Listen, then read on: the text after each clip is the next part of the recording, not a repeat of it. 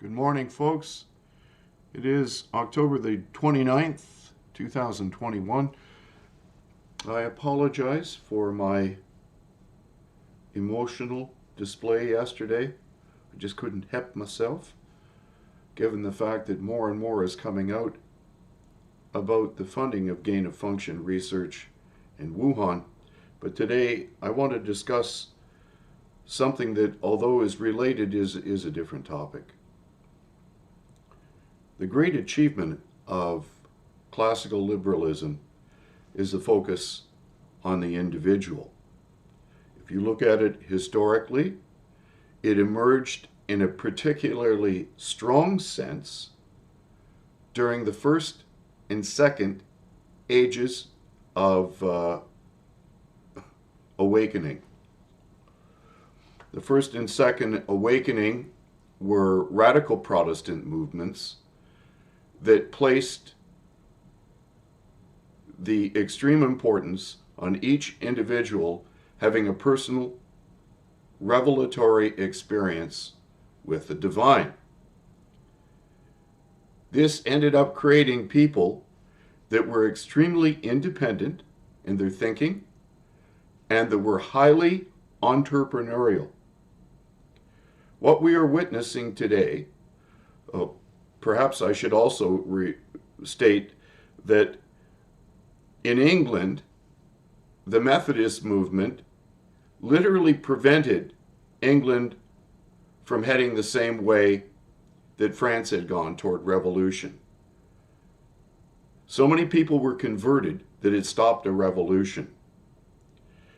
And by the same token, in Norway, there was a famous lay preacher whose name was Hans Nielsen Hauge, who went throughout Norway preaching the gospel, but moreover, he was extremely important in establishing private enterprise throughout Norway. He was very clever, and he would go into a community and find out what they needed and help them develop that industry in that community.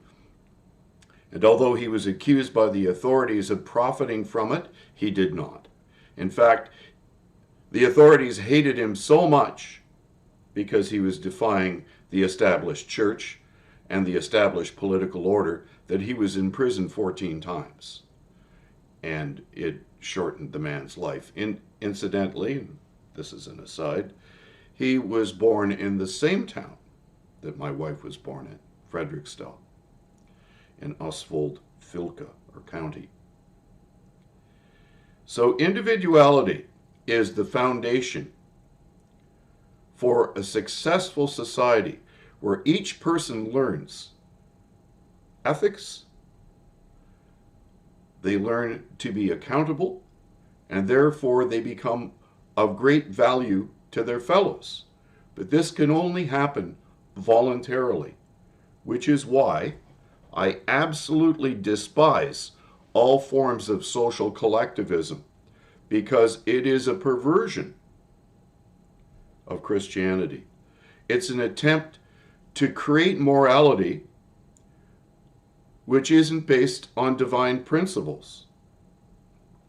So we note today that the press has come under extreme influence by state authorities, not just in Canada, but also in the US, certainly in Scandinavia. I have a friend, Helga Luros, who started an alternative media outlet in Norway called Reset, and he's universally despised.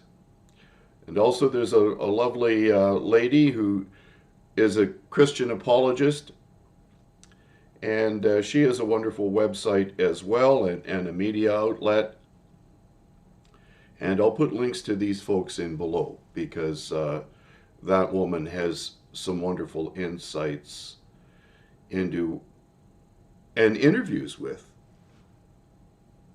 some of the top thinkers in our time who are investigating what is happening behind the curtain. Pull the wizard's curtain back to see the wizard. And she has been particularly useful in doing that. So I'll share her website as well. So on to the point of today's podcast.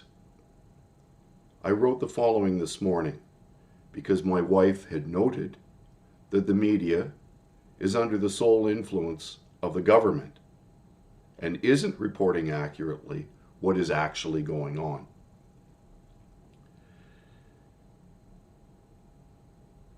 During World War I, World War II, and the Cold War, it was common for the media to slant things in favor of government policies by supporting the policymakers who were deemed to be protecting national security and international peace. One must wonder then what the actual war is today.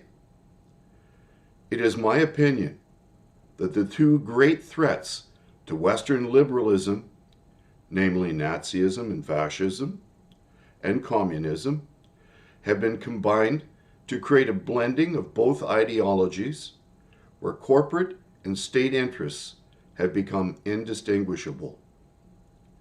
Since this is a radical departure from individual economic freedom and free enterprise, which is favored by classical liberalism, the state has used the media, our schools and universities to foist crony capitalist supra-corporatism by wrapping these policies in faux moralizing. To do this requires radical immigration to weaken indigenous societies and their unique ethics and national culture to create a populace which has utterly forgotten the founding principles of Western liberal democracy, namely the sovereign, responsible, accountable individual who therefore will voluntarily help to steer the ship of state. This is also why the global elite are using post-nationalism to create the one world order necessary for multinational conglomerates to thrive. This is why the Nazis called themselves National Socialists. Yet today we see this exception, that the communist idea of victimhood and supranationalism has been combined with fascism. In the end, it is one enormous mafia, feeding on humanity while enslaving us to a global order which is unnatural and therefore unsustainable. We are watching the actual meaning of the Tower of Babel unfolding in our time, where the elite are attempting to create a system which will reach unto heaven. In this system, communication and understanding the consequences of denying human individuality will cause the system to collapse under its own weight. From Revelation, the revelation of Christ, King James Version, chapter 18, verse 2 and 3. And he cried mightily with a strong voice, saying, Babylon the great is fallen, and is become the habitation of devils, and the hold of every foul spirit, and a cage of every unclean and hateful bird. For all nations have drunk of the wine of the wrath of her fornication. And the kings of the earth have committed fornication with her, and the merchants of the earth are waxed rich through the abundance of her delicacies.